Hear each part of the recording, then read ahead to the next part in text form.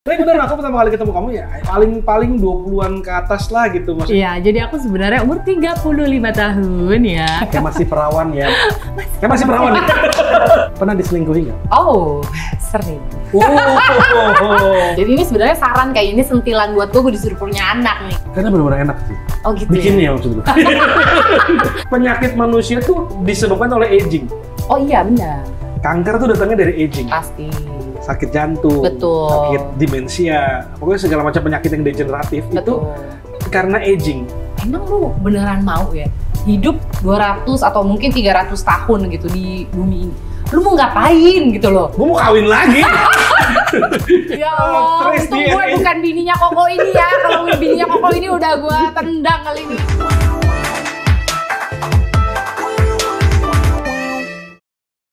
Rani Sutari, Hai. kamu presenter dan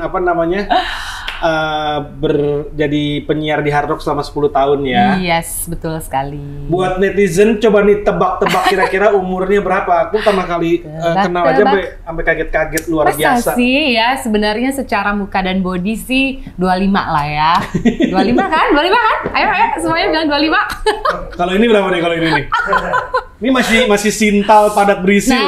Nah, 25 ya, 25. Tapi bener, aku pertama kali ketemu kamu ya paling 20-an ke atas lah gitu. Maksudnya nggak nyampe 30 atau gimana. Iya, Tapi ternyata sudah di atas 30 tahun. betul. Dan apa sih kira-kira kamu tuh kunci suksesnya apa nih biar bisa punya muka seger banget kayak gitu? Karena istri aku harus belajar nih dia. Iya, jadi aku sebenarnya umur 35 tahun ya. Kayak masih perawan ya. Kayak masih perawan ya. Nggak boleh bahas perawan-perawan sekarang kayaknya ngeri ya. Nanti masuk Nanti, YouTube sebelah itu ya, I'm not going to ask whether you're perawan or not. Very offensive by the way. Ya umur 35 tahun, terus memang kebetulan aku dari early on gitu ya, maksudnya dari sekitar 10 tahunan yang lalu lah ya, umur 24-25 tuh aku orangnya memang sudah sadar dengan yang namanya kesehatan gitu loh. Jadi bukan cuma kesehatan kayak olahraga, aku memang dari dulu selalu gym gitu, olahraga lumayan konsisten lah, terus juga kayak dari makanan gitu yang dimakan, sama paling penting perawatan muka, perawatan badan tuh aku cukup seneng. Aku rasa sih mungkin teman-teman yang nonton juga suka ya, terutama cewek-cewek ini biasanya gitu yang suka skincarean atau suka ke klinik gitu ya untuk lakuin perawatan wajah atau perawatan badan. Bukan suntik-suntik, bukan tarik-tarik gitu? To be real honest, aku belum pernah filler, belum pernah tarik benang. Ini semua yang di muka aku sebenarnya nih bentuknya memang begini asli karena kebetulan ayah aku almarhum itu adalah dari Jawa, tapi mami aku itu dari Pakistan, India gitu. Jadi mukanya nyampur-nyampur. Aku mix gitu, makanya mukanya begini. Aku juga, Belanda sama Yahudi kayaknya kalau keluarnya gini ya. Belanda Yahudi ya. Iya. Tapi berarti kamu apa? Makannya benar? Makanya aku selalu mencoba makan yang sehat, walaupun nggak selalu sehat ya, namanya juga orang. Aku tuh to be real honest, aku suka makan sehat, tapi ketika aku bandel makannya tuh aku suka banget sesuatu yang manis-manis gitu, kayak I'm a dessert person gitu, sweet tooth banget. Kalau ngeliat makanan yang coklat-coklat, yang gula-gula itu aku suka banget, padahal itu nggak boleh ya. Bukannya musuh terbesar dari aging adalah gula? Sebenarnya iya, gula sama garam itu nggak boleh terlalu banyak karena katanya gula sama garam tuh bikin kulit, emang bikin jadi kayak gampang kerut, gampang gampang inilah ya, sel-sel kulit tuh cepat mati kalau kita kebanyakan makan garam dan gula sebenarnya. Oke, terus jadi kalau kamu makannya apa? Pagi deh, breakfastnya apa? Pagi, nah aku itu nggak pernah sarapan karena aku intermittent fasting biasanya. Jadi misalnya dari jam 9 malam atau jam 8 malam itu waktu terakhir makan malam. And then sampai besoknya sekitar jam 12 atau jam 1 siang baru makan solid food gitu. Oke, berarti jadi 17 kalau pagi, jam ya, tidak makan sama sekali. Betul, paling cuma minum kayak air putih gitu kan kalau pagi. Kopi mungkin ya? Kopi, enggak, aku biasanya minumnya honey sama lemon. Jadi 1 buah lemon utuh gitu aku peras, terus kasih 1 sendok makan madu. pagi itu minum itu. Itu setiap pagi aku minum itu. Gitu. Bukannya kalau intermittent nggak boleh madu karena sebenarnya ada gulanya ya? Sebenarnya sih gitu ya, cuma karena pagi terus pingsan ya? Iya, soalnya pagi tuh kan aku suka olahraga. Sebelum kerja aku biasanya olahraga, jadi menurut aku intermittent fasting itu yang penting nggak makan solid food gitu. Jadi kayak minum kopi atau tadi honey lemon, I think it's okay lah. Jadi solid food baru nanti after 12. Buat yang belum pernah dengar istilah intermittent fasting itu adalah berpuasa. Betul. Selama direkomendasinya 16 sampai 20 jam lah ya, gitu ya. Dimana kita nggak boleh makan apapun yang mengandung kalori banyak gitu ya. Betul. Contohnya gula, yang mengandung pokoknya makanan-makanan berat. Kita boleh minum, tapi itu pun harus tawar ya. Harus tawar sebenarnya, betul. Itu karena aku pelajarin kemarin ya, aku tuh suka sama namanya Profesor David Sinclair. Dia itu ahlinya aging. Berhubung aku udah 40 lebih ya. Nggak kelihatan, ini umur 30 kan, mentok kan? Ini kan, tuh denger ya, ini testimoni ya dari seseorang ahli aging nih. Nggak apa-apa, kita seumuran. Dia bilang sebenarnya intermittent itu kenapa bagus pada saat kita lapar, tubuh tuh harus lapar menurut dia. Betul. Kenapa? Karena pada saat lapar tubuh menghasilkan namanya oleic acid. Betul. Waktu dia lagi nge-burning fat yang ada di dalam tubuh, membakar lemak. Jadi, oleic acid ini zat yang sangat penting untuk anti-aging. Anti-aging, betul. Betul. Jadi kalau kondisi tubuh kita lapar, itu sebenarnya malah bagus buat kita jadi awet muda gitu ya. Betul, karena ketika badan kita kayak starving gitu, kayak mencari-cari bahan makanan yang masuk, sebenarnya itu kayak malah mengolah si lemak-lemak yang ingin kita hilangkan gitu. Dan metabolismenya sebenarnya akan jauh lebih bagus ketika kita intermittent fasting sih. Jadi kan orang ini, manusia itu pada saat mengeluarkan energi harus ada sumbernya kan? Betul. Sumbernya either makanan yang kita konsumsi atau kalau nggak ada makanan mau nggak mau dia ngambil fat yang ada di badan. Dalam tubuh aku banyak loh ini fatnya, nggak pernah diambil sama dia. Itu ternyata proses mengambil fat di dalam tubuh kita ini itu malah membantu membuat orang jadi awet muda ya. Betul. Kalau intermittentnya kayak ini, orang-orang ini yang pada bokeh, jadi nggak makannya karena bokeh, itu stres. Malah nggak boleh ya. Jadi harus dalam keadaan senang, dalam keadaan bagus, dalam keadaan sehat, dalam keadaan berpikiran baik. Karena stres itu juga sangat menguras aging ya. Karena sebenarnya gini, kalau kita stres tentang apapun, si kortisolnya kan tuh naik. Jadi sebenarnya bukan membantu membakar lemak, justru lemaknya kayak malah makin numpuk gitu. Kayak biasanya kalau kita perhatiin orang yang stres atau apa, kayak lebih plumpy di bagian tertentu gitu. Biasanya kayak jadi lebih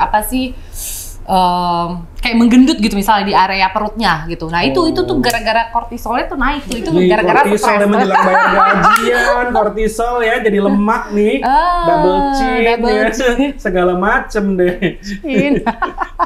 Nah itu jadi kamu intermittent fasting. Terus kamu try to control your food, makanannya ya. Jadi nggak mau yang. Kalau weekdays ya biasanya aku agak kontrol, tapi kalau weekend aduh bandel banget, makan kue, makan apa semua deh. Oke. Aku nih ya Mediterranean, negara Mediterranean yaitu Italia dan Spanyol sekarang udah overtake Jepang untuk tingkat harapan hidup paling tinggi. Oh gitu ya?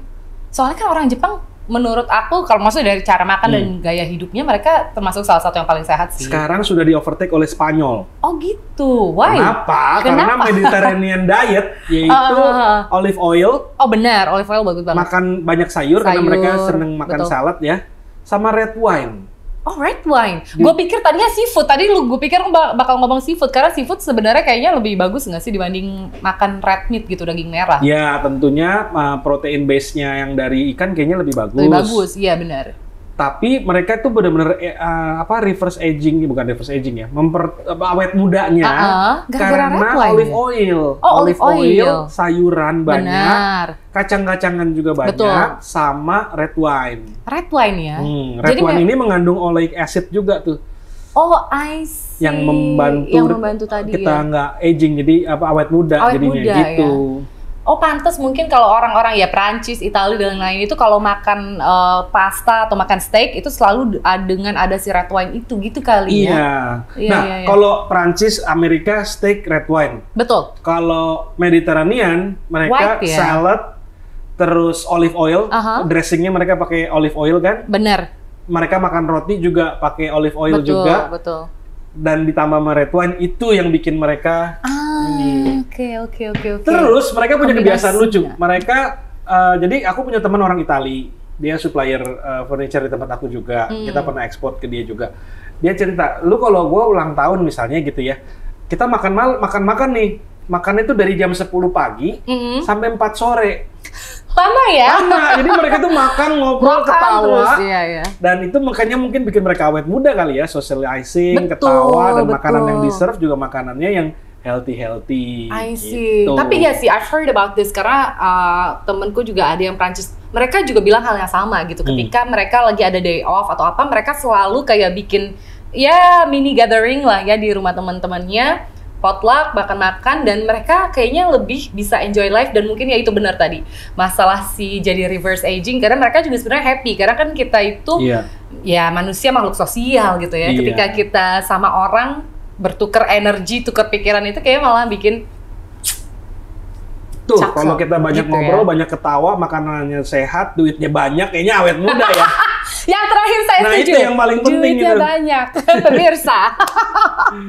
Oke, sebelum ngomongin aging lagi, ini kan kamu punya Rani ini adalah founder dan owner dari brand yang keren banget nih. Betul, ini XR, bacanya gimana? Betul, ini namanya adalah XR Skin. Jadi tadi kan sempat ditanya juga gitu, kok aku kulitnya bagus, bersih, dan lain-lain gitu. Kebetulan memang dari umur 20-an aku sudah menggunakan berbagai macam skincare gitu. Dan kebanyakan kan skincare dari dulu itu terkenalnya dari luar negeri semua gitu ya. Tapi pas pandemi ini kemarin aku berhenti kerja dan kayaknya memutuskan pengen punya usaha sendiri gitu. Dan salah satu bidang yang paling aku suka kebetulan adalah skincare. Dan aku berpartner dengan 3 orang partner lainnya yang juga memang suka dengan bisnis ini. Ya udah, let's go for it. Akhirnya kita membuat 3 produk ini. Ini adalah satu rangkaian namanya Better Skin Series gitu. Jadi ada nih cleansernya. Cleanser ini adalah sabun cuci muka. Sebelum aku mandi kan? Betul. Jadi sabun cuci muka. Bersihin dulu mukanya. Betul. Terus sabun cuci mukanya. Jadi kalau udah aku tanya. Kalau cowok nih soalnya biasanya cuma pakai cuci mukanya pakai sampo kadang-kadang ya. Namanya juga laki ya. Jadi biasanya habis cuci muka pakai apa? Pakai sabun. Iya, cuci muka udah nih, pakai sabun udah. Habis itu ngapain? Pakai apa? Toner. Nah, pinter ya. Cowok-cowok metropolis ya kita yang ngerti ya.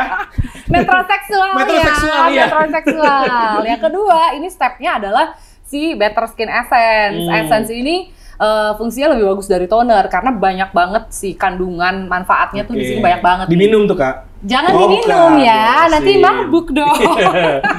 Nggak ada alkohol ya, by the way, semua di produk aku tuh bener-bener nggak ada alkohol. Ini udah BPOM kan? Sudah BPOM dan halal. Enggak, ini bukan abal-abal kan? Oh enggak dong ya. Gamin yang mukanya kinclong cantik begini loh. By the way, ini aku sebenarnya kita itu ngeluarinnya di November tahun lalu. Jadi benar-benar baru ulang tahun yang pertama.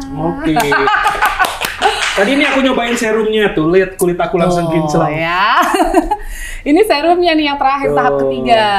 Ini kalau packaging kayak gini mahal kali ya, Wak? Mahal? Enggak mahal. Nah, ini untuk 3 produk ini harganya adalah 642 sebenarnya. Tapi kalau cek-cek di e-commerce ya kan, di toko yang warna hijau, orange dan lain-lain itu suka ada diskon gitu. Tungguin promonya aja kalau official store-nya berarti XR Skin Official gitu. XR Skin Official, cari tuh buruan di online yang gede-gede itu, yang official store-nya. Banyak promo-promo luar biasa tuh. Betul, gitu. Aku soalnya juga lagi nyari, karena aku pengen kulit aku mulus lagi kayak dulu. Makin kinclong ya.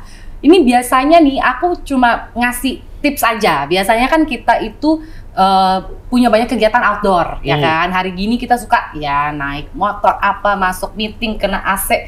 Biasanya kulit itu suka kayak beruntusan atau jerawatan atau komedonya tuh kayak di dalam tuh banyak. Nah, kok ngeliat komedo ngeliat ke aku sih? Kayak gatel ya. Pengen mencetin ya. Gitu kan. Nah, makanya aku menciptakan si produk XR ini. By the way, XR itu sebenarnya adalah experience better skin gitu. Jadi XR Skin pengalaman yang lebih baik untuk kulit Anda. Luar biasa. Terus tau gak kenapa aku setuju mengendorse produk ini karena bisa cewek dan cowok tuh. Betul. Ini adalah produknya unisex. Jadi kebanyakan customer kita juga 50-50% itu adalah cewek dan cowok. Tuh, gitu. Mau cowok-cowok yang mau awet muda, mau kulitnya cantik. Nah, ini ada bikin kulitnya jadi lebih bright gitu? Yes, jadi benar banget soalnya si di ketiga produk ini kita pakai niacinamide sama salicylic acid sebagai bahan kandungan utamanya. Walaupun di produk lainnya kayak ini ada green tea-nya, ini ada saffron, ada snail gitu, dan ini ada sunflower seed oil, ada willow bark extract. Sebenarnya apa sih gunanya yang tadi tuh buat ngilangin jerawat, beruntusan. Terus biasanya nih orang-orang yang suka gatel, mencet-mencetin, ngeluarin jerawat sama komedo, itu kan biasanya ada bekas tuh merah-merah, terus nanti ada bekas hitamnya. Ini tuh bagus banget untuk ngilangin si bekas-bekasnya yang termasuk yang agak-agak sedikit hitam-hitam dikit hitam-hitam, dan juga biasa kalau habis mencet jerawat dia agak bolong. Nah, biasanya tekstur sama warna yang nggak rata, agak bolong-bolong, terus yang mungkin jidatnya lebih hitam, pipinya lebih putih gitu. Nah, sebenarnya ini bagus banget buat itu. Jadi kamu kalau kehabisan masalah-masalah kulit, kamu nengok ke aku ya. Bolong-bolong, gitu. Nanti kalau ngomongin masalah kulit, ya kan ini lagi ngobrol loh ini. Kan kita tersinggung juga ya. Nggak apa-apa, itu kan teguran biar bapaknya dipakai. Nah, nanti seminggu lagi, 2 minggu lagi di review udah makin cantik lagi. Jadi koko-koko yang udah setengah baya kayak aku, itu juga masih bisa pakai produk-produk ini? Masih bisa. Dari umur berapa sih sebenarnya? Bisa dari umur 20-an. Biasanya sih orang yang udah mulai keluar sebumnya, minyaknya gitu kan, yang udah aktif berkegiatan, biasanya di umur-umur 20-an sampai sekitar 35-40, juga di atas 40 bahkan masih ada kok teman-teman kita yang juga rutin beli terus. Koko-koko boleh berarti ya? Boleh, koko-koko. Nah kan kulit aku kan sensitif ya, kayak hati aku gitu, kadang-kadang suka baperan ya. Kulit aku juga baperan nih. Kulitnya baper ya? Kalau yang sensitif gini aman pakai produk ini? Aman, jadi kebetulan ini juga, tadi kan aku udah bilang, ini udah BPOM dan halal. Jadi sebenarnya kalau yang nanya, kadang juga ada yang nanya, ini bisa nggak kalau buat kulit sensitif? Bisa. Kedua lagi, kalau untuk yang bumil atau busui bisa nggak? Bisa juga. Karena sebenarnya semua yang udah ngelewatin BPOM itu pasti kadarnya udah diuji. Jadi nggak mungkin bisa bikin kulit jadi aneh-aneh, beruntusan dan lain-lain gitu. Dan ini kamu pakai sendiri ya? Aku pakai sendiri. To be real honest, aku jujur aku pakai sendiri. Karena sekitar 10 tahun belakangan aku sudah pakai berbagai produk dari luar negeri. Aku memang penggila skincare gitu. Jadi aku tahu yang mana yang bagus, yang mana yang enggak gitu. Jadi selama 1 tahun ketika kita udah ketemu formulanya yang bagus banget, selama 1 tahun ini aku terus-terusan pakai XR, dan kulit aku nggak pernah ada masalah jerawat, minyak atau komedo dan lain-lain, hampir nggak pernah gitu. Oke, itu kan komedo kamu ngeliat ke aku lagi kan? Aduh, salah deh pemirsa, aku salah terus pemirsa. Kalau kalian mau lihat kulit aku nih ditransform oleh XR Skin. Betul, XR Skin. Kalian bisa lihat nanti aku komedo nggak ada, upil aja nggak ada loh. Kalau mau tahu penasaran Instagramnya, kalian lihat ya di sini ya, Instagramnya adalah di @xrskin. Oke. Gitu. Loh, kamu kan keturunan India dan Pakistan, Jawa ya. Dan Jawa. Tapi kulit kamu kok putih banget ya? Putih ya? Tadi aku panggil kamu Mei-Ling loh pada Ling gitu ya. Aku pikir Chinese malah tadi. Masa sih Chinese tuh mata gue sama hidung gue mancung bener nih kayaknya. Gitu ya? Nah, emang itu dari perawatan atau memang lahirnya begini sih? Lahirnya memang sudah begini. Jadi tadi aku bilang aku nggak pernah operasi. Banyak banget soalnya teman-teman aku yang cewek-cewek itu kayak, Rani hidungnya bagus banget, bikin di mana? Bikin di mak bapak gue, say. Jadi 100% tidak ada operasi-operasi. Aku nggak ada operasi, nggak ada filler, nggak ada tarik benang. Aku takut sih, lebih ke arah takut ya kalau tarik-tarik begitu. Kalau aku tarik tambang di sini dua-duanya banyak bisa. Nah, suntik-suntikan? Aku baru pertama kali suntik botox itu di bulan lalu. Baru pertama kali setelah 35 tahun dan aku maju mundur karena beberapa klinik, kebetulan partnerku di skincare ini juga punya klinik yang cukup bagus ya. Iya, klinik yang bagus di Senayan dan juga di Gunawarman. Itu pun aku masih mundur-mundur, tapi akhirnya aku memutuskan karena setelah umur 35, to be real honest, memang kalau ada lines atau kerutan yang sudah cukup dalam, itu memang nggak bisa sebenarnya kalau cuma dari perawatan luar aja, memang iya benar. Jadi sebenarnya gini, kalau yang aku tahu botox itu bukan cuma buat ngilangin kerutan, tapi juga sebenarnya orang-orang yang punya masalah kayak misalnya di rahang gitu, kalau tidurnya suka gitu gertak-gertak giginya, nah itu biasanya kebantu tuh, jadi disuntik di sini biar si rahangnya tuh nggak bruxism namanya ya, kalau giginya gini-gini pas tidur. Tapi kalau botox nanti kan balik lagi kan? Botox, iya, setauku 6 bulan sampai 1 tahun ya kalau tidak disuntik kembali. Aku sempat coba ke klinik, tanya, begitu dia ngeliat muka aku malah disuruh ke Ketok Magic. Lebih cocok Ketok Magic Pak. Gitu. Tapi kalau klinik kita nyerah gitu. Terus kamu udah cantik-cantik banget begini tapi kok masih single ya? Nah, aduh, cariin dong. Buat yang mau nih ya, Instagramnya Ranisu ya? Ranisu, RANISU. Tuh, masih single, cantik luar biasa, pengusaha, independen, awet muda, luar biasa deh pokoknya deh dipakai. Bisa masak ya, bisa gosok, bisa masak, bisa semuanya. Ih, ketawa nih mbak-mbaknya nih. Kami menyediakan jasa pendaftaran ya. Pendaftaran, buka silakan kirimkan CV. Tapi aku bingung, ini fenomena juga ya. Betul. Di kota-kota besar terutama. Betul. Itu usia, nih gini, kalau di negara maju dulu ya. Iya. Di 2030 hampir 50% wanita usia 30 sampai 50 tahun tidak menikah. Betul, iya sih. Jadi satu di antara dua, betul. Hampir satu di antara dua. Iya. Kayaknya I think ini it has got something to do sama pendidikan juga kali ya. Karena dengan makin maju zaman gitu, kayaknya perempuan tuh lebih prefer untuk find their place in the society gitu. Jadi kayak lebih pintar dalam hal berkarir, bekerja, belajar dan lain-lain gitu ya. Dan kebanyakan cowok justru malah jadi agak tertinggal nih kalau menurut aku. I don't know, maybe I'm wrong, tapi this is how I see it gitu. Karena kebanyakan cowok mungkin agak tertinggal dalam hal itu gitu, dan ceweknya makin income-nya tertinggal. Enggak, bukan masalah income. I think di mana-mana sekarang secara income laki-laki masih tetap di atas gitu ya, tapi perempuan ini mulai mengejar gitu karena udah makin terbuka kan kesempatan dan lain-lain, pendidikan gitu ya. Dan akhirnya cewek-cewek ini juga mikir gitu, ngapain juga gue sama laki, udah bikin pusing pala ya kan, bikin repot doang kadang-kadang. Bikin happy juga belum tentu, karena cowok zaman sekarang itu juga begitu kan, mungkin ngerasanya kayak ya udahlah ngapain juga gue sama cewek satu gitu kan, karena kan cowok itu ngerasanya nggak tahu sih, kayak hunter gitu kan, cowok itu pengennya kalau bisa 2 kenapa harus 1, kalau bisa 3 kenapa cuma 2 gitu kan. Sementara cewek-cewek misalnya lebih baik nggak menikah dibanding menikah sama cowok yang mungkin nanti akan berselingkuh. Iya dong, ngapain? Pernah diselingkuhi nggak? Oh, sering. Gila ya, udah tahu belum tuh, lihat Beyonce aja diselingkuhin, Emily Ratajkowski diselingkuhin. Jadi yang namanya penampilan fisik tidak ada hubungannya sama perselingkuhan. Itu masalah lakinya aja, enggak tuh. Untung nggak nengok ke sini giliran masalah selingkuh ya. Komedo dia nengok ke sini terus.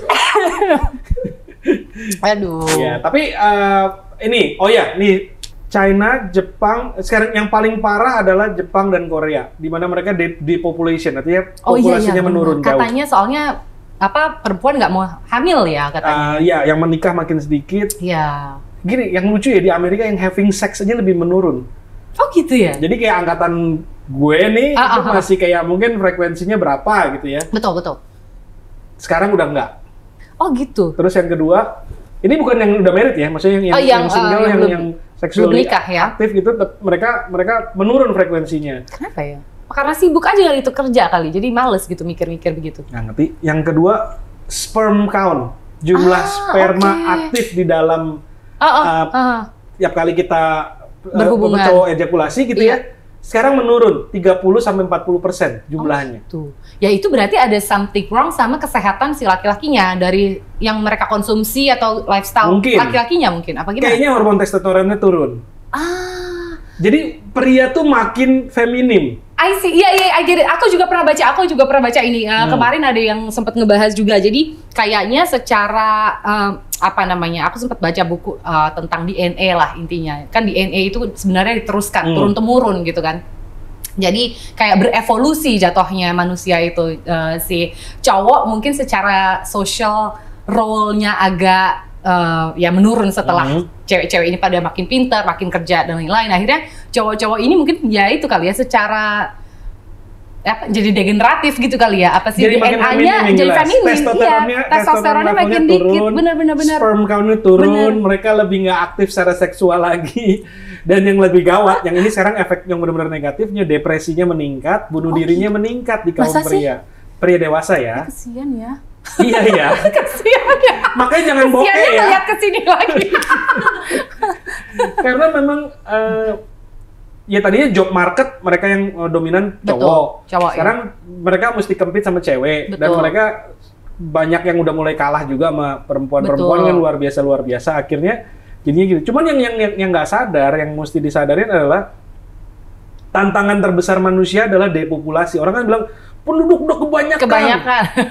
Tahu nggak nih, China nih sekarang 1,4 miliar. Kalau rate-nya ini diterusin, 2050 penduduk mereka tinggal di bawah 1 miliar, 900 sekian juta.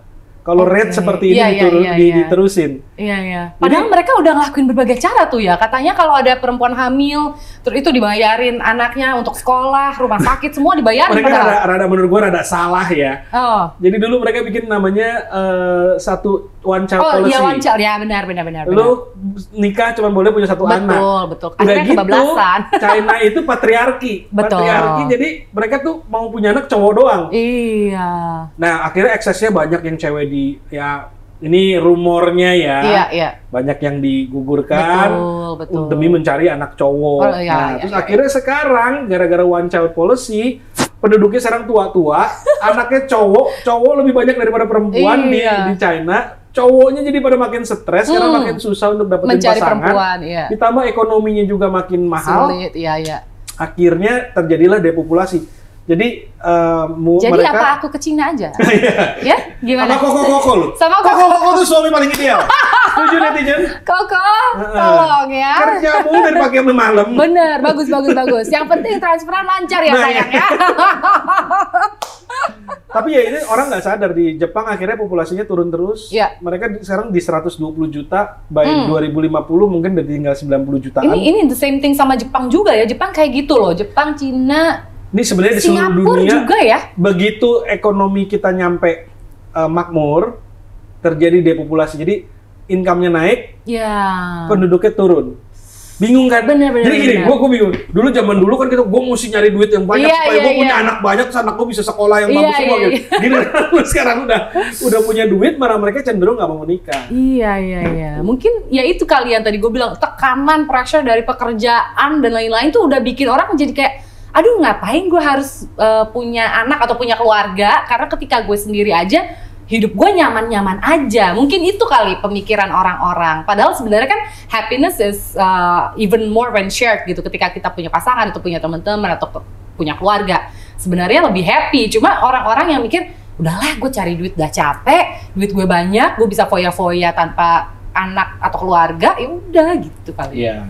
Nah, kalau gue sendiri sih memang penganut keluarga besar. Keluarga besar ya. Gue pengen punya anak 6 tapi cuma boleh 4. Gue mau lagi. Istri mungkin harus 4, enggak ya? Nggak boleh.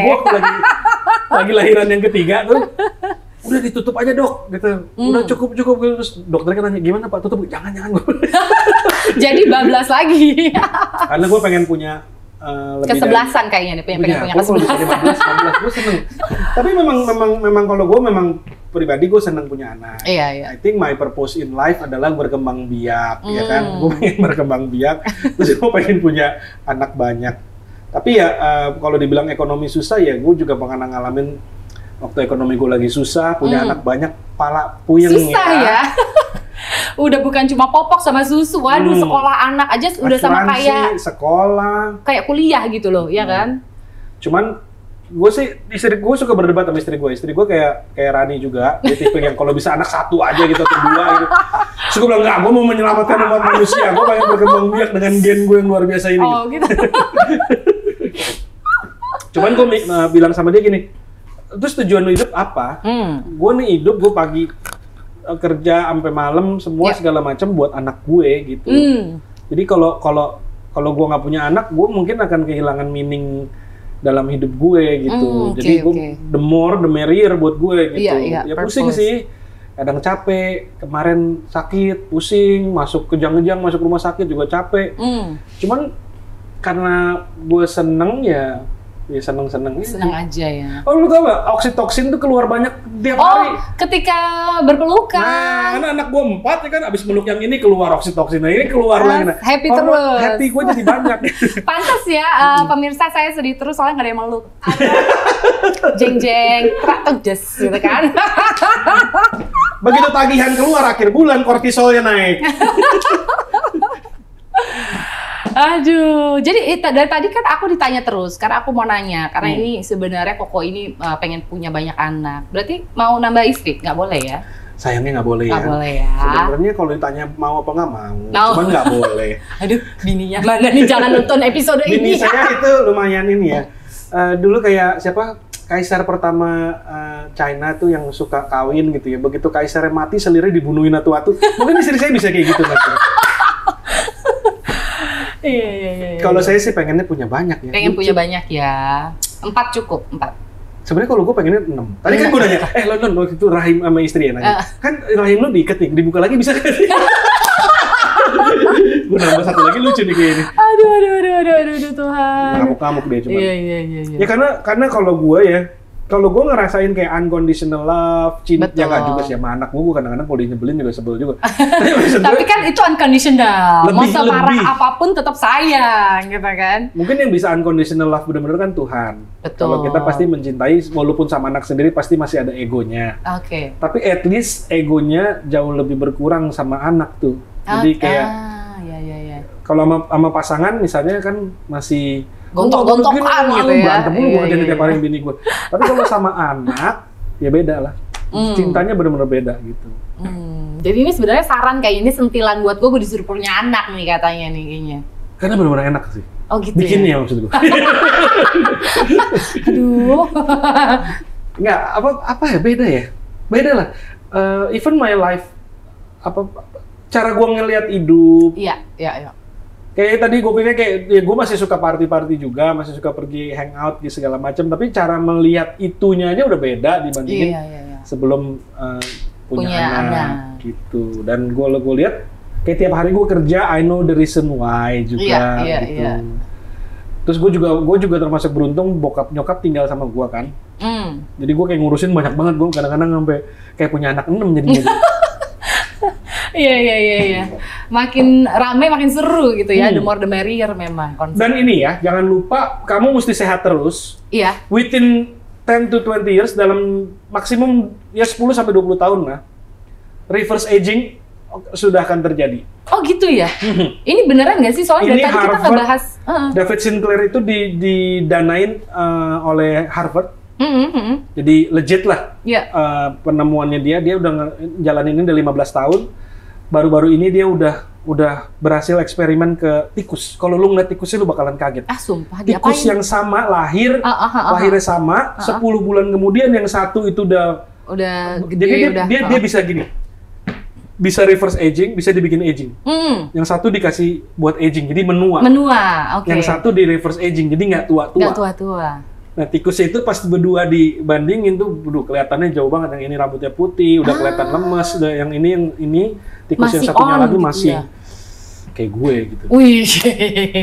Nah, mungkin dalam 5 tahun ke depan bakal udah human trial. Sudah terjadi ya. Human trial, dan kalau human trial lolos, mungkin butuh 5-10 tahun lagi buat itu jadi satu treatment. Either obat, apa segala macem untuk. Dan itu sebenarnya bener kata David Sinclair. Dia bilang penyakit manusia tuh disebabkan oleh aging. Oh iya, benar. Kanker tuh datangnya dari aging. Pasti. Sakit jantung, betul. Sakit demensia, pokoknya segala macam penyakit yang degeneratif itu karena aging. Betul. Nah, aging itu ketidakmampuan sel membaca perintah lagi. Jadi misalnya kita nih sel DNA semua dikasih perintah nih A, B, C, D, E, F, G. Nah, berfungsi mereka normal. Tapi makin kita tua, kemampuan membaca ini menurun. Ya. Ada ya sel yang gue nggak bisa baca, nah itu akhirnya membuat tubuh tidak mampu lagi memproduksi sel yang bagus, dan penyakit mulai nongol. Iya, timbulnya dari situ ya. Gitu. Jadi kalau kita menemukan obat reverse aging yang bisa menunda penuaan umur manusia, makanya di akhir abad ini mungkin diperkirakan akan ada orang yang 150 tahun usianya. Wah. Tapi tunggu nih, ini kan gue juga sebenarnya tertarik banget sama topik tentang DNA, tentang reverse aging, AI or whatever that is. Tapi pertanyaan gue tuh cuma satu sebenarnya. Emang lu beneran mau ya hidup 100, 200 atau mungkin 300 tahun gitu di bumi ini? Lu mau ngapain gitu loh? Gue mau kawin lagi. Gue mau kayak Genghis Khan yang ya Allah, untung gue bukan bininya Koko ini ya. Kalau bininya Koko ini udah gue tendang kali ini. Lu tau gak Genghis Khan itu di trace DNA-nya ada 15 juta orang populasi di bumi ini nih yang kayaknya. Jangan, gua rasa lu salah satunya deh ya. Keturunan Genghis Khan nih kayaknya nih. Tapi kalau gue pengen banget, gue pengen hidup 500 tahun, 1000 tahun. Tapi mau ngapain? Kita 100 tahun aja tuh kayaknya udah capek gitu, udah ngelihat semua gitu dunia. Kayak udah capek gitu, ya nggak sih? Enggak sih. Enggak ya, malah penasaran gitu, nanti ada apa gitu 200 tahun lagi gitu ya. Ini contohnya sekarang ya, gue tuh kan nungguin ada apa namanya, teleskop, namanya James Webb. Itu baru tahun ini baru terbang. Dan udah mulai diinstal dan udah mulai berhasil memfoto objek-objek di luar angkasa yang banyak banget gitu. Itu seluruh saintis nungguin ini karena sekitar 10-an tahun lah bikin teleskop ini. Ini teleskop paling mahal, paling gede yang pernah dibuat oleh manusia. Ditaruh 1 juta kilometer dari bumi. Dan itu memfoto segala macam galaksi dunia deh. Udah mulai keluar nih foto-fotonya. Dia kan tiap hari saintis boleh make untuk memfoto-foto lah gitu. Bukan foto-foto selfie ya, dia ngefoto galaksi yang jauh-jauh segala macam. Nah itu sebentar lagi menurut gue akan mulai ditemukan kehidupan di planet lain contohnya. Oh ya benar, itu gue juga penasaran sih. Penasaran kan Bu? Penasaran. Jadi kan pengen tahu juga banget. Kira-kira ada nggak sih gitu? Pasti, karena universe itu namanya juga universe yang gede gitu. Jadi kita mungkin cuma sebagian kecilnya yang orang-orang yang hidup di planet-planet lain pasti ada, aku yakin. Iya, nah, waktu gue kecil gue pengen banget pengen tahu Mars kayak gimana ya gitu ya.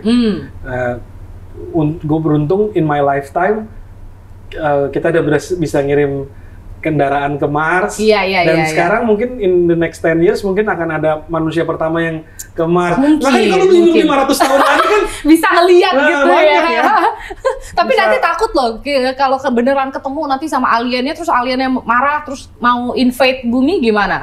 Lebih ngeri. Atau kawin silang juga bisa kan sama aliennya. Jadi keluar anak-anak yang lebih lucu-lucu lagi. Iya, bisa juga. Iya. By the way, kayaknya sebenarnya Koko ini harus nonton Ancient di Netflix Catastrophe. Ya. Itu juga bagus tuh. Itu menurut gue salah satu yang menarik juga karena menurut gue segala piramid terus apa tuh yang di Jordan tuh ada yang segede-gede itu patung yang diukir gitu. Itu kan nggak mungkin banget ketika kita ngomongin kita manusia yang seukuran kita ini bisa memahat sedetail itu kayak laser cut gitu. Nah itu kan teknologinya pasti sebenarnya ada. Jadi menurut gue sebenarnya bumi itu sebelum ada kita semua itu sudah ada yang lain yang menghuni sebelumnya. yang paling gampang ya, gimana ada di piramid di Mesir ada satu makam di mana di atasnya ada batu 80 ton. Lu gimana ngangkatnya dengan teknologi saat itu bisa ngangkat batu 80 ton setinggi itu? Ya kan? Kan orang bingung ya. Betul. Dan kalau kita ngelihat ukiran-ukiran zaman dulu tuh bener-bener segitu detailnya, segitu rapihnya, yang kita tahu itu nggak mungkin kayak dipahat pakai teknologi di zaman itu yang berapa ratus tahun, berapa ribu tahun. Misteri-misteri yang itu misteri banget menurut gue sih. Come on. Tapi ada satu misteri yang menurut gue sampai sekarang gue masih belum bisa pecahkan.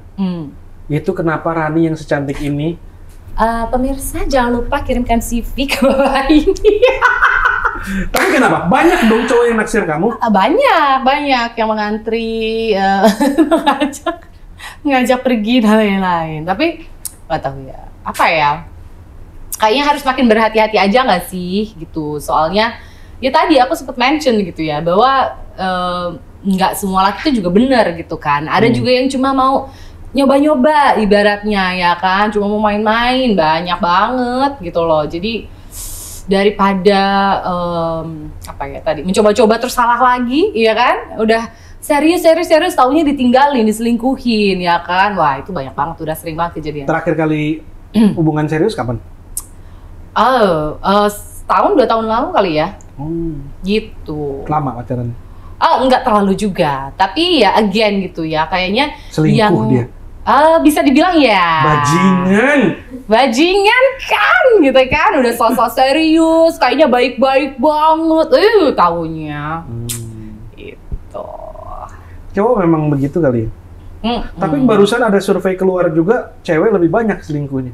Mungkin ya, karena mungkin yang tadi tuh cewek zaman sekarang mungkin lebih ngerasa punya power juga, jadi kayak ngapain gue juga cuma punya satu cowok gitu. Tapi ini sekarang aku jadi sedikit berpikir ke arah sana ya, bukan berarti aku jadi punya banyak pacar, bukan, tapi artinya adalah keeping my options open gitu. Ketika jadi mendingan punya berondong. Kenapa? Misalnya kamu grow jangan older, dong. Aduh, kalau berondong gue dong yang biayain, jadi tante dong gue. Kan kamu usaha sukses ya kan? Jadi mendingan kamu punya berondong-berondong kucing-kucingan gitu. Aduh, ya. jangan ya Allah, amit-amit. Nggak mau dong. Pengennya harusnya punya laki-laki yang emang beneran laki-laki gitu dong. Laki-laki kan adalah yang menjadi leader harusnya, memprovide harusnya, ya dong. Walaupun zaman sekarang agak-agak susah tuh, karena tadi kan laki-laki makin ke cewek, ya kan? Nah, penduduk Indonesia 270 juta. Kan nggak seperti di China yang cowoknya pada bingung-bingung mau kawin sama siapa ya. Kalau di sini kan mestinya optionnya juga banyak. Iya ya, kenapa kamu, ya? Aku kamu juga nilainya almost 9 kali ya. Oh gitu ya? Kasih. Sebenarnya gue pengen nyebut 9, cuman digampar bini pas pulang nanti. Jadi kita sebutnya hampir 9. Iya. Karakter juga bagus. Punya usaha. Betul. Gitu. Makanya orang bertanya-tanya kan jadinya. Apa yang terjadi dengan masyarakat kita sekarang ini sampai seorang sebenarnya Rani bisa kesulitan memilih pasangan gitu. Iya, benar. Karena aku nggak tahu ini kalau if we go deeper gitu, karena aku setelah banyak failed relationships akhirnya lebih banyak belajar mengenai bukan cuma karakter manusia gitu, tapi kayak lebih ke psikologisnya dan lain-lain, dan akhirnya aku cukup menemukan fakta. Ini hanya opini pribadi saya gitu ya, setelah saya belajar dari banyak pihak gitu. Kayaknya gara-gara lelaki di Indonesia, kebanyakan karena kita adalah patriarkis juga gitu ya, terlalu dipush untuk menjadi seseorang gitu, yang kamu nanti akan menjadi seorang pemimpin atau leader gitu di keluarga kamu nanti dan lain-lain gitu.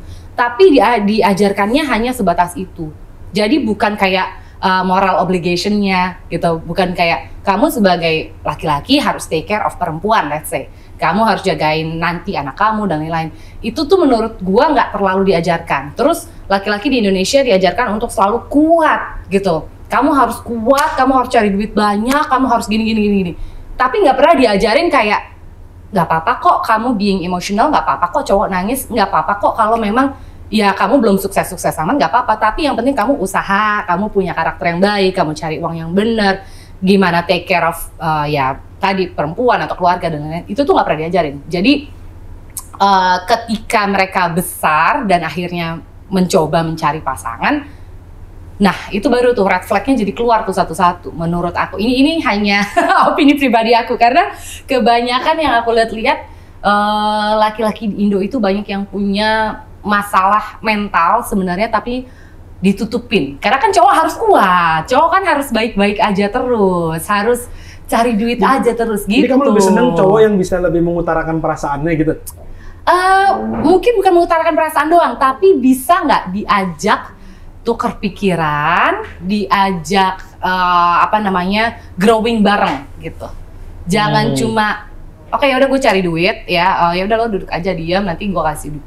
Kebanyakan kan sekarang kayak gitu. Padahal kan sebenarnya yang penting kalau di kehidupan berpasangan menurut aku adalah yaitu gimana caranya kita nemuin solusi bareng-bareng dalam suatu masalah yang dihadapin, instead of kayak kebanyakan akhirnya jadi cowok-cowok itu jadi ghosting. Sering yang ghosting, terus sering ya itu tadi ngilang gitu. Kalau ada masalah kayak marah-marah dong, ya udah gitu. Nanti aja ntar aja dibahas, tapi nggak pernah dibahas tuh akhirnya masalahnya. Jadi cuma sweeping under the rug aja gitu di masalahnya. Jadi sebenarnya masalah nggak pernah selesai, nggak pernah dibahas, numpuk. Akhirnya pasangan itu grow apart, putus atau cerai gitu. Oke, skenario lain. Kalau kamu misalnya 20 tahun dari sekarang belum punya pasangan, itu juga oke. Jangan dong. Woi, tolong jangan diamin aja. sebuah skenario gitu. Karena kadang-kadang gini, the risk of doing nothing is bigger dibanding you do something. Oh benar. Makanya kalau dibilang, karena kan mungkin banyak yang agak concern dengan aku juga gitu. Lu udah 35 nih gitu. Kenapa lo nggak nyari pasangan? Bukan nggak nyari loh. Saya tetap berusaha loh. Saya tetap keeping my options open tadi kan gitu. Maksudnya, oke, kalau ada yang ngajak aku tetap terbuka untuk berkenalan dan lain-lain. Tapi kan untuk benar-benar mencari pasangan yang menurut aku cukup satu orang seumur hidup itu gitu kan, nggak segampang itu tuh. Karena masih banyak yang tadi tuh trauma atau I don't know, banyak hal yang harus dibenerin dulu di both kitanya baru bisa jadi pasangan gitu, menurut aku gitu. Tapi kalau sampai 20 tahun, semoga enggak ya, semoga tahun depan aku ketemu jodoh. Itu bukan satu skenario yang ada di dalam benaknya kamu?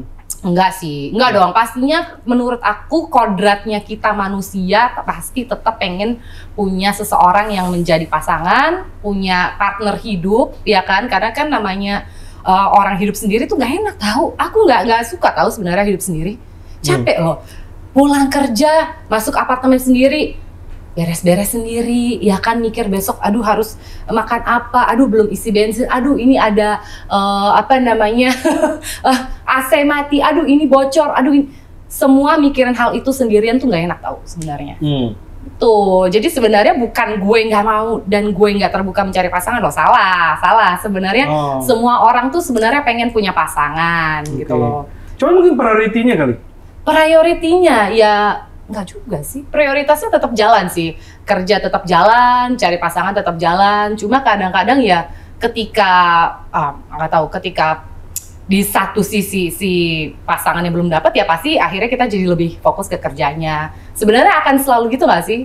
Atau misalnya kalau aduh kerjanya lagi kurang oke, ya udah lagi fokusnya akan sedikit beralih. Kalau gue dulu nggak. Jadi gue dulu pernah pacaran, terus gue putus sampai badan gue kurus, sedih-sedih gitu. Oh gitu? Ada nggak fotonya? Coba tolong keluarin foto lagi kurus. Turun 8 kilo, goblok gak tuh gue. Terus, waktu itu gue umur 32 ya. 32 apa 33. Temen gue pikir kayak, gue harus kawin waktu itu gue mikir gitu. Jadi waktu gue putus sama dia, I decide gue punya mau menikah. Dan kalau gue udah decide sesuatu, gue rada getol ya. Iya. Jadi gue gitu, gue mau dapat pacar dan gue mau nikah gitu. Iya, paham. Terus gue mikir kayak gini, ya udah deh kita main statistik aja ya. Jadi gue mungkin waktu itu berkencan sama 30-an cewek kali ada. Iya. Dalam 6 bulan gitu. Iya. Bukan berkencan terus gue ML one night stand gitu-gitu, bukan seperti yang lu bayangin semua tuh. Betul. Tapi maksud gue kayak gue pergi makan malam berdua, berkenalan. getting to know, dan itu ada sekitar 30. Gue itu pokoknya babi buta aja. Terus gue malam-malam gue mikir kayak, oke, gue kasih goblok sini. Tapi gue seneng matematik dan gue seneng statistik. Jadi gue kayak ratingin gitu loh di otak gue kayak, nggak masuk nih. Tapi bagus kok itu cara itu. Ini masuk top 10 yang ini, top 10 ini itu gue satu lagi gue eliminir. Betul. Oke, ini top 5 belum tentu semua mau sama gue kan? Betul. Oke, ini gue jalan yang ini sampai akhirnya gue ketemu istri gue gitu. Iya. Tapi ini sebenarnya adalah menurut aku adalah cara yang paling benar. Karena, tapi again, ini mungkin kebanyakan dilakuin sama cowok. Kalau cewek tuh agak-agak nggak terlalu mikir, aduh gue harus dating sama banyak orang. Tapi nggak apa-apa, tapi gue setuju dengan caranya itu. Sebenarnya paling benar gitu, tetap kenalan sama banyak orang. Toh juga nanti seleksi alam kok, ya kan? Ya, dan gue tuh suka berdebat sama Selin. Dia kan gue nggak cinta sama istri gue kawin tuh gue nggak cinta gitu. Oke. Terus kenapa lu kawinin gitu ya? Kalau gue kawin tiap kali gue cinta ya, istri gue udah berapa puluh, gue bilang. Cuman maksud gue lu tahu asuransi kan? Iya. Asuransi sebelum memberikan polis, dia kan ada namanya underwriting. Oke. Menilai resiko. Benar. Grading dulu. Betul. Berapa sih orang ini? Kira-kira akan. Ya. Sama istri gue lebih penting ke situ nih, kemungkinan gue tuh kayak dia harus pintar supaya anak gue nggak bego. Betul. Karena gen otak. Iya, kepintaran itu diturunkan dari perempuan. Lebih berat dari perempuan. Betul. Terus dia nggak boleh jelek karena muka gue udah rada pas-pasan ya kalau gue. Karena pengen kalau kekawinan, ih cantik nih. Kasihan anak gue ya kalau anak gue dapetnya yang jelek juga kan ya. Nah, at least memperbaiki keturunan gue gitu-gitu. Nah, gue melakukan semacam kayak gitu. Iya. Karena menurut gue kalau base-nya on lebih logic, menurut gue lu akan dapet lebih better judgment lu lebih bagus lah. Betul. Tapi gue setuju sih. Iya, jadi jangan terlalu pakai perasaan mungkin ketika memilih gitu kali ya. Tapi benar-benar ngelihat logika di balik decision kita. Tapi gue setuju. Karena itu gue pelajarin the hard way menurut gue. Benar. Iya, dan gue kayak gitu, contoh gini gue sexually aroused sama dia apa enggak gitu ya. Misalnya kayak gue ngeliat bini gue kan, gue kayaknya sama dia secara seksual tertarik nggak? Oke, tertarik. Ya udah, memang gue masuk kadar semua. Boleh pinjam nggak? Form penilaiannya gimana tuh? Form penilaian saya butuh.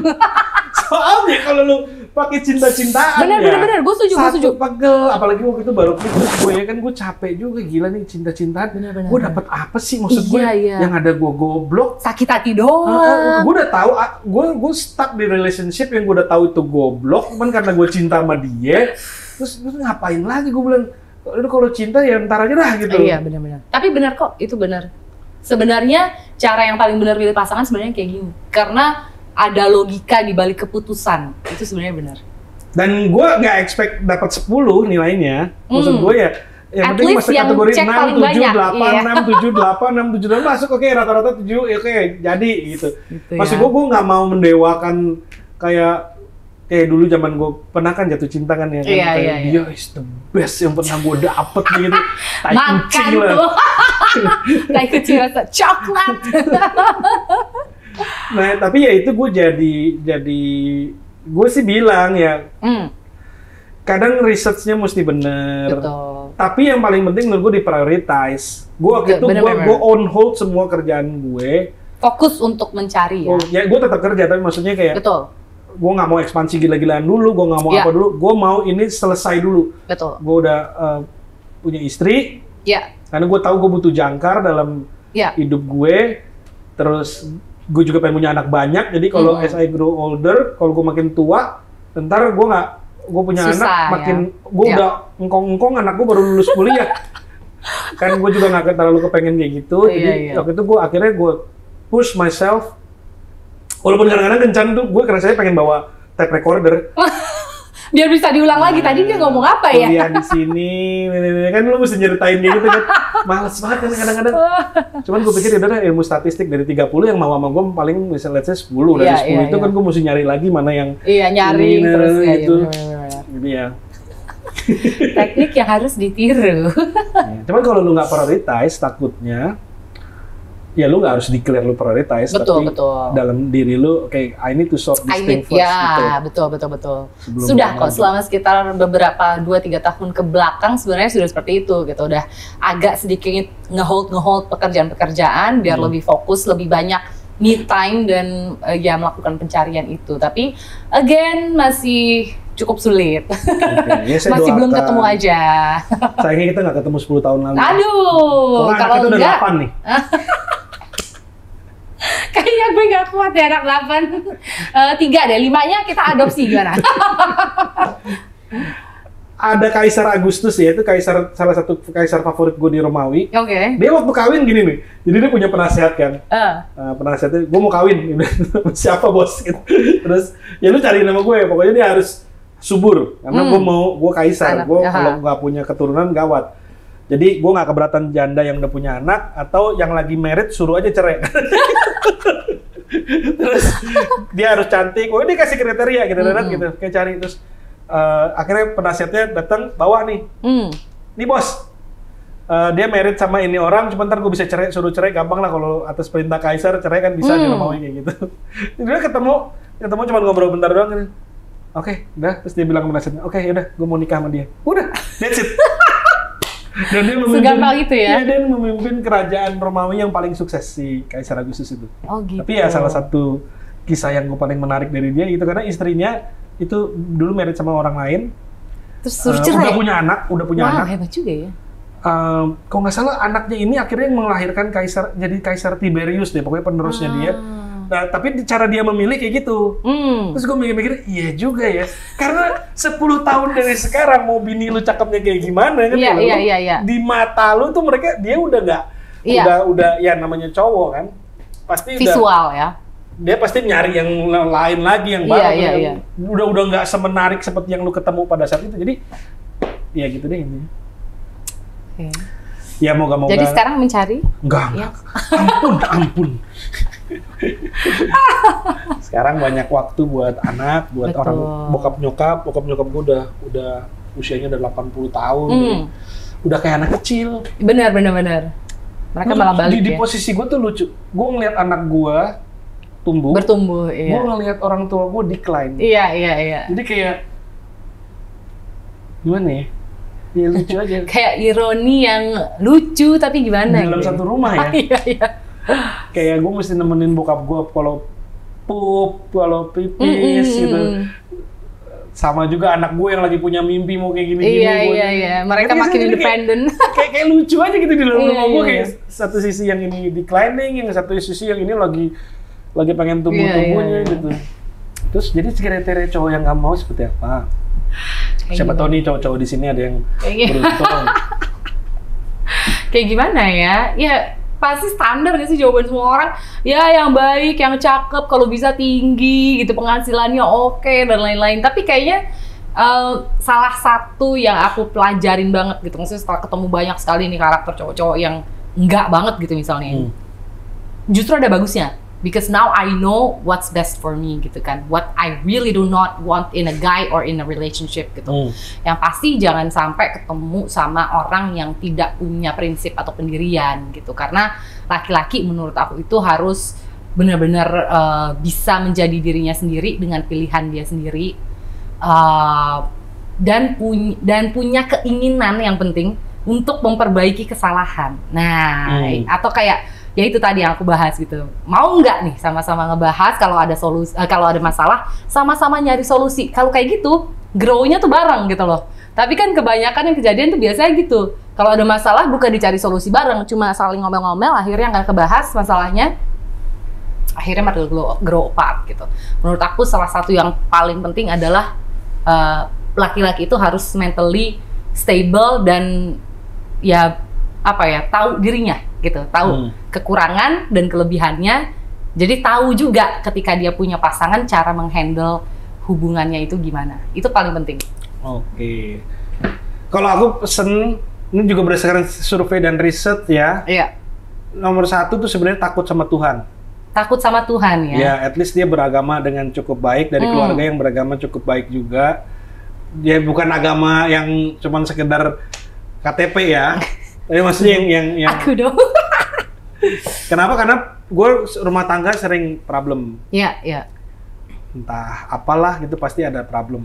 Nah, biasanya kalau orang yang lebih takut sama yang takut sama Tuhan, yang lebih dekat sama Tuhan gitu, dia the first thing yang dia lari pada saat terjadi masalah adalah ke sana. Iya. Bukan nyari solusi yang lain. Nah, gitu kan ke rumah orang lain, ya kan. Party sampai pagi atau gimana gitu. Kadang-kadang gue juga stres kan. Kalau lagi pusing gitu ya soal kerjaan apa segala macam. Kadang godaan untuk bro, party bro, ntar malam bro ada kayak gini gitu kan. Lucu juga nih gitu. Sekarang akhirnya gue nggak mau. Mendingan kalau gue lagi pusing banget, mendingan gue arahnya ke sana. Kalau socializing, networking, oke. Tapi kalau misalnya gue kabur pelarian ke situ tuh itu rada bahaya menurut gue. Jadi mendingan kalau lu itu kaburnya masing-masing agamanya masing-masing apa. Menurut gue itu penting karena ternyata rate of divorce turun jauh begitu dua-duanya nih suami istri punya same ideology gitu ya. Kedekatan sama Tuhan yang cukup kuat lah gitu. Iya. Bukan cuma KTP tapi benar-benar dua-duanya ini. Nah, itu menurun tingkat perceraian. Gitu ya. Jadi punya visi, misi, dan prinsip yang sama. Ya, value-nya kan? Value-nya sama. Benar. Dan yang paling penting terjadi pada saat terjadi susah. Biasanya tuh yang paling gawat tuh kan pernah misalnya relationship yang cukup lama. Iya. Pernah kan clash atau ada masalah gede kayak gitu. Iya. Nah, itu lu kemana? Betul. Pertanyaannya. Betul. Kalau ada yang party, ada yang obat-obatan, minum-minuman, ada cewek, ada apa segala macam. Psikolog bareng sebenarnya boleh loh jadi solusi. Itu kebanyakan orang tuh sebenarnya malu dan takut dan ngiranya kan cuma orang gila yang ke psikolog atau psikiater. Enggak sayang, itu adalah gimana caranya memilih orang yang bisa melihat semuanya secara clear dan netral gitu. Itu sebenarnya boleh loh dicoba. Banyakan laki tuh suka sosok ini egonya ketinggian gitu, padahal insecure juga. Kalau gue sih itu, terus yang kedua nih kalau menurut gue lihat 5 temennya. Oh betul, itu setuju gue. Oh kemarin gue ada yang ngomong gini, dia ngomong gini, lu jangan cuma lihat 5 temennya. Kalau lu punya anak, lu mau nggak anak lu kayak 5 temennya itu? Iya. Kalau lu nggak mau anak lu kayak 5 temennya ini, ya lu jangan jadi dia gitu. Iya. Setuju. Jadi kelihatan karakternya dan mungkin ya prioritasnya kali ya, ketika memilih teman dan lain-lain. Ya, aku setuju. Ya waktu gue milih istri gue juga kan gue banyak kayak ngeliat bapaknya, emaknya gitu. Tadinya gue pikir bapaknya tuh rumahnya udah kayak reot gitu kan. Terus apa sih kayak rumah kagak pernah dirawat gitu. Ya Allah, the first thing I do waktu kita married adalah gue ngebongkar rumahnya. Gue mau renovasi rumah lu, gue nggak tahan. Gue bilang tiap kali gue datang. Bagus dong itu tapi. Bapaknya itu ternyata dia suka nabung. Oh oke. Irit banget gitu, bener-bener. Frugal living. Ternyata dia punya aset di sini.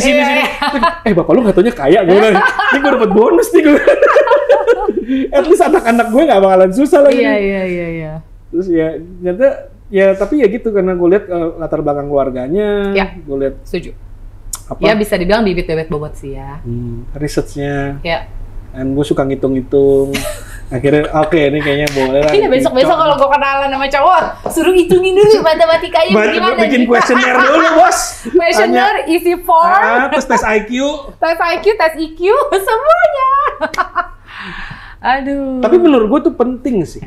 Iya. Nah, lu mau beli mobil aja lu riset kan? Betul. Mau beli rumah lu riset lama. Kalau aku nggak tahu, mungkin pas di zamannya kamu menikah itu mungkin belum terlalu ngetren. Tapi kalau sekarang aku lihat teman-temanku, saudara-saudaraku yang menikah di umur-umur sekarang sampai 5 tahun ke belakang, itu kebanyakan mereka bukan cuma ngambil kayak semacam kursus pranikah ya, tapi mereka beneran ngambil tes gitu, bukan cuma tes kesehatan, tes MDIT, terus tes ke psikolog juga, psikiater juga. Jadi benar-benar lengkap mereka melakukan assessment itu sebelum benar-benar menikah. Tapi menurut aku itu penting sih.